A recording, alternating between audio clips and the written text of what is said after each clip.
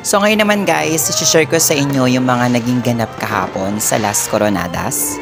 So nag-novena muna nga kami ni Sister Jane, and after the novena, ayun na, nilabas na nga yung procession. And medyo malungkot ng konti dahil wala nga ang Birhen ng Asunsyon, pero masaya pa din naman dahil nakarating naman din yung ibang imahe ng mahal na Birheng Maria na mga koronada nga sa Diocese ng Malolos. So dito kami napwesto sa bandang gilid ng church, and dito rin kami kumukuha at tsumechempo sa mga estampita dahil nga kami ay certified stampita gang, char. And sobrang gaganda ng mga imahe ng mahal na Birhen. Walang tulak kabigin sa kanila. Kayo guys, nakapunta ba kayo kahapon? So itong part na to guys, pinapasok na yung procession yan. And syempre ito na rin yung pagkakataon para magbulaklak gang.